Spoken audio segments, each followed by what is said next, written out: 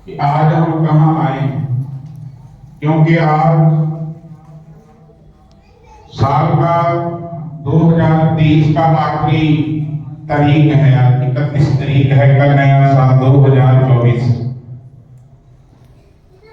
चढ़ जाएगा, जिसको आप हैप्पी न्यू ईयर कहते हैं, नया साल कहते हैं। और जो सिख धर्म का नया साल है, ये भी मैं बता देता हूं। सिख धर्म का जो नया साल है, जैसे गुरु नानक साहब जी महाराज जी का प्रकाश हुआ, हमारा नानक शाही संबंध के मुताबिक जो हमारा नया साल होता है वो चैत्र के महीने में होता है। जो कल विक्रमी के हिसाब से, तैयारियों के हिसाब से, स्कूलों के हिसाब से जो नई तारीख है 30 खत्म होगी और 2024 आरंभ होगा। सो मैं ज्यादा समय ना लूं, केवल शॉर्ट में ही इस जगह की जो गुरु साहब जी की बख्शिश है, कृपा है कि आज का दिन हमारे लिए बहुत भाग्यशाली है।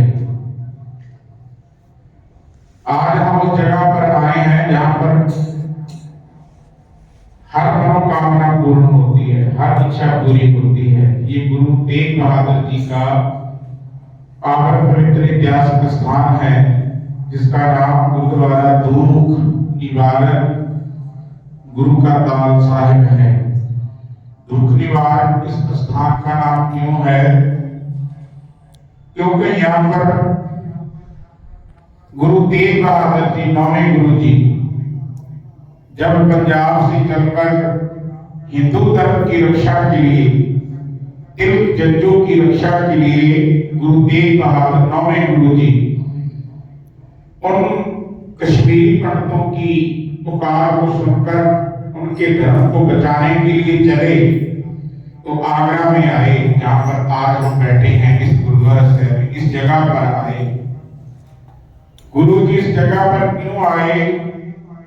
क्योंकि गुरु साहब जी महाराज को इस जगह पर कोई बहुत दुखियारा और बड़ा गरीब एक मुसलमान, जिसका नाम हसन अली है, याद करता था कि अगर गुरु तेग बहादुर इस जगह पर आ जाएं।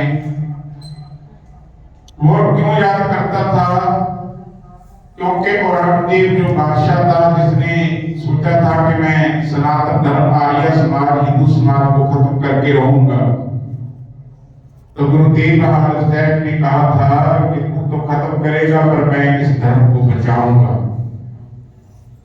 तो गुरु महाराज जी को फिर उसने गिरफ्तार करवाने के लिए इनाम रखा था कि जो जल्दी से जल्दी गुरु तेग बहादुर जी को गिरफ्तार कर, जहां उनको पकड़कर दिल्ली लेके आएगा तो इसको इनाम दिया जाएगा। अगर कोई गुरु तेग बहादुर जी के बारे में बताएगा कि गुरु तेग बहादुर साहब पंजाब से तो चल पड़े हैं पर अब कहाँ है, जब उनकी कोई दिशा बताएगा कि कहां पर है वो, तो बताने वाले को भी इनाम दिया जाएगा, पकड़ाने वाले को भी इनाम दिया जाएगा। इसीलिए वो जो हसन अली था, आगरा में रहने वाला, ककरेटा गांव में रहने वाला, जमुना के किनारे ककरेटा गांव पड़ता है, गुरुद्वारा साहब जी के थोड़ा सा पीछे ही पड़ती है जमुना। वहां से जब वो इस जगह से निकल के जाता था, इस जगह से उसने जब सुना कि तेग बहादुर गुरु नौवें गुरु हैं और उनके बादशाह का ऐलान है जो उनको पकड़ाएगा, बताएगा उनके बारे में, उसको सोने की 500 मोहरा मिलेगी, तो गुरु जी को याद करता था कि हे गुरु जी, गुरु तेग बहादुर मेरी भी गरीब की इच्छा पूरी कर दो, मेरी भी झोली भर दो, मेरी भी मनोकामना कर दो, मेरे हाथों से अपनी गिरफ्तारी दिलवाओ। तो गुरु जी फिर उसकी मनोकामना पूर्ण करने के लिए जगह पर आए। इस जगह पर गुरु जी ने 9 दिन रहकर फिर गुरु जी ने उसके हाथों से अपनी गिरफ्तारी दी। गुरु साहब ने फिर 9 दिन नीचे भूला साहब है, जब हम सीढ़ियां चढ़ के आते उसके नीचे बुरा शहर है, उसमें 9 दिन गुरु साहब जी अपनी मर्जी अनुसार रहे। गुरु को कैद नहीं कर सकता। गुरु साहब अपनी मर्जी अनुसार नीचे बुरा शहर में रहे। आगे से इस जगह से फिर दिल्ली चांदनी चौक पर गए, जहां पर गुरु तेग बहादुर जी ने तिलक जंजू रखा प्रताका तीनों बड़ो कलू में साका। गुरु साहब जी ने हिंदू धर्म को बचाते हुए धर्म रखे तेग बहादुर सकल श्रेष्ठ पैठ आकी चादर। गुरु साहब जी ने पूरे संसार की लजमत रखी अपना शीश का बलिदान देकर। संसार में बहुत बड़े बड़े संत महात्मा, बहुत बड़े बड़े साधु आए, किसी ने किसी धर्म को बचाने के लिए अपना बलिदान नहीं दिया। अभी सुना भी नहीं होगा कि इतने पीर पैगंबर औलिए आए, किसी ने किसी के धर्म को बचाने के लिए अपनी बलिदान दिया नहीं दिया। और एक गुरु नानक का दर है जो दूसरे धर्मों को बचाने के लिए आगे आकर अपने आप को निशावर भी कर देता है। गुरु गोविंद सिंह साहब जी ने पिताजी को हिंदू धर्म की रक्षा के लिए, उनके धर्म को बचाने के लिए दिल्ली में तोड़ दिया।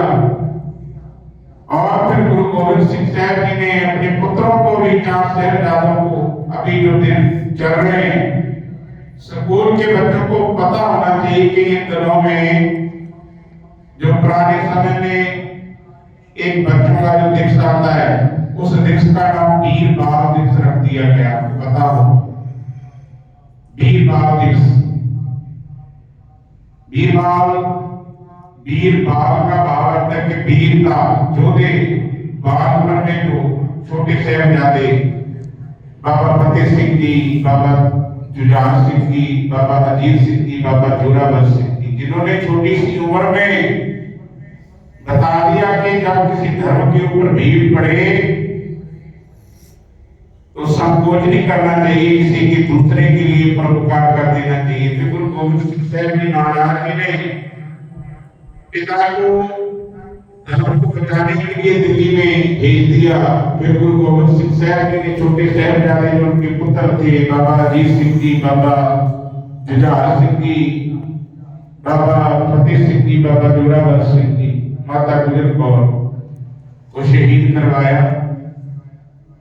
क्योंकि इन दिनों में जहां पर हम बाल दिवस मनाते थे, बाल के साथ वीरता जोड़ दी गई कि बाल तो है ही है, और इन बालों ने, शहजादों ने वीरता दिखाते हुए अपने धर्म को बचाते हुए युद्ध किया।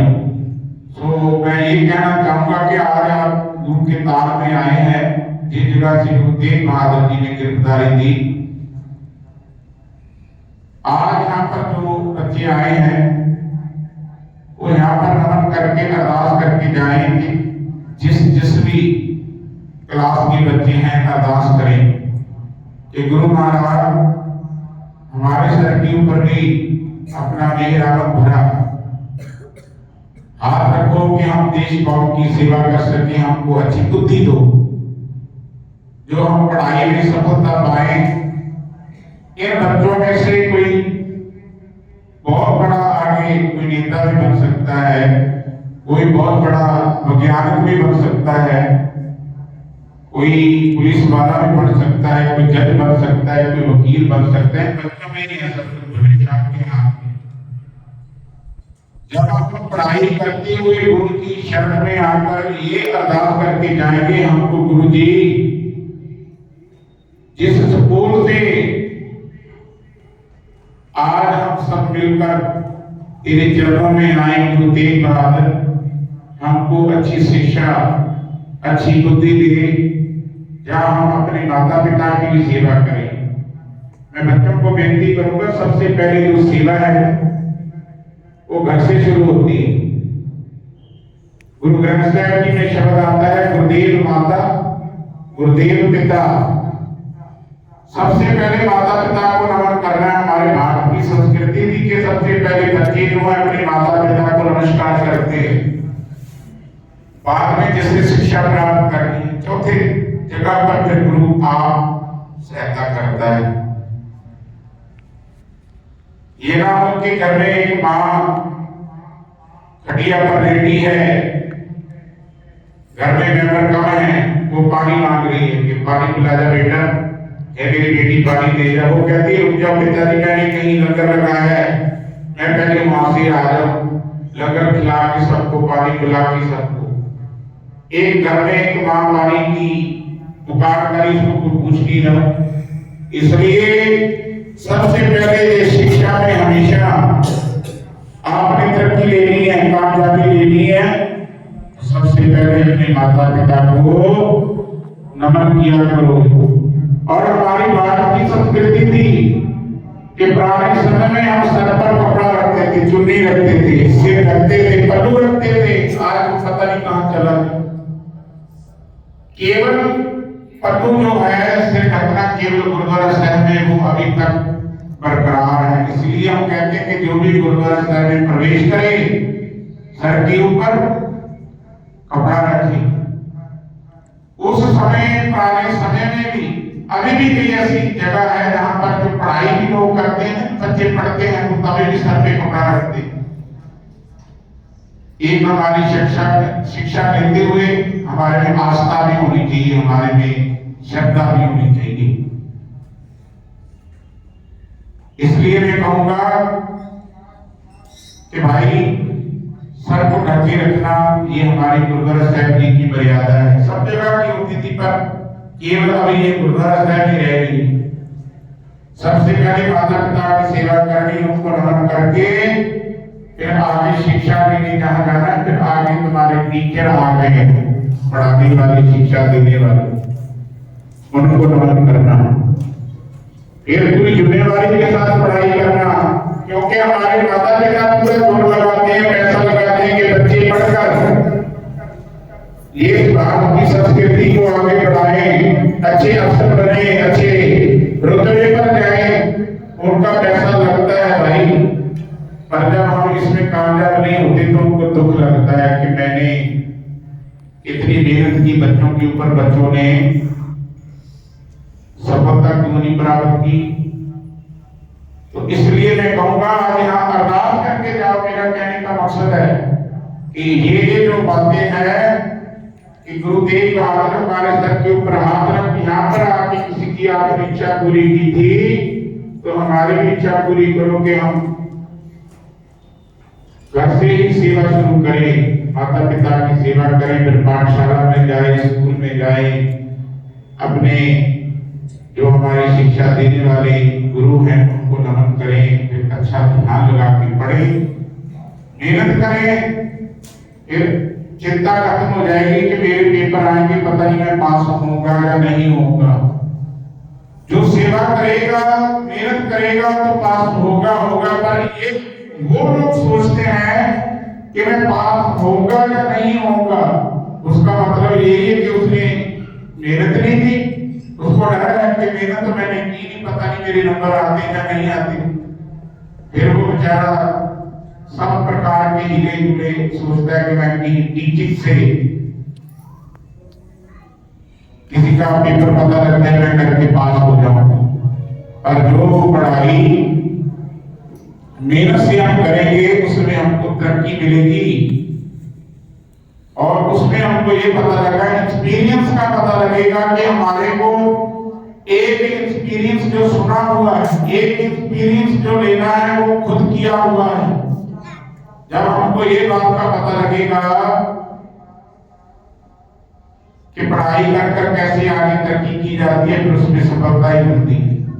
तो गुरु महाराज कृपा करें, जितने बच्चे आए हैं शिक्षा पर चलें। गुरु तेग बहादुर जी आपके सर के ऊपर कृपा करके हाथ रखें। और मैं एक आवाज से एक जने को पूछूंगा कि मैंने जो बताया कि एक गुरुद्वारा साहब में कौन से गुरु आए, तो एक बच्चा बोलेगा, क्योंकि मैं पूछना चाहता हूँ कब से आपको मैं सुना रहा हूँ, इसको याद नहीं है कि केवल नहीं सुन रहे हो। ये कौन से गुरु का गुरुद्वारा साहब है?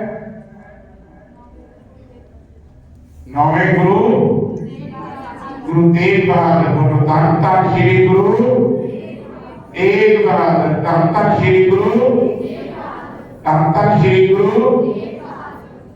गुरु तेग बहादुर साहब तेग बहादुर सिमरे अरनो निधि आवे ताए सब थाई हुए सहाय। श्री गुरु ग्रंथ साहिब जी महाराज जी का प्रकाश है।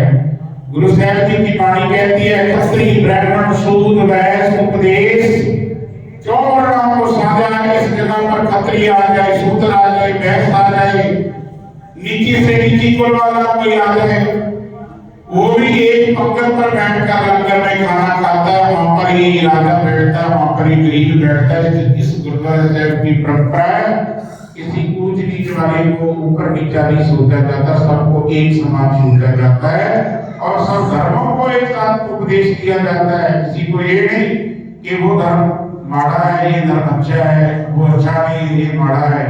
यहाँ पर सबको एक ही उपदेश है। खत्री ब्राह्मण सूद वैश्य उपदेश चौवर्णा को साझा। पर संसार की रीति है, कोई बोले राम राम, कोई खुदाई, कोई सेवा मुसलिया, कोई अल्लाह ही नाम उसके अलग अलग हैं, उसको अलग अलग नामों से याद किया जाता है। मैं ये भी कहूँगा कि आप जिस भी धर्म में रहते हैं, जिसको भी मानते हैं, अपने धर्म में रहते हुए अपने प्रभु को, अपने ईश्वर को रोज याद किया करो, माता पिता को नमन किया करो, अच्छी शिक्षा प्राप्त करो। जो हमारा जो भारत है, इस देश कौम की सेवा में हम आगे आए, अच्छे काम करें। तो गुरु महाराज कृपा करें। मैं जयकारा लगाऊंगा, मैं बोलूंगा बोले सो निहाल। आपने बोलना पूरी जोर से सत श्री अकाल। जो बोले सो निहाल का भाव, जो बोलेगा, जो बोले सो, मैं सो मैंने वो सो निहाल, वो निहाल निहाल निहाल हो जाएगा। कौन? जो कहेगा सत श्री अकाल। बोले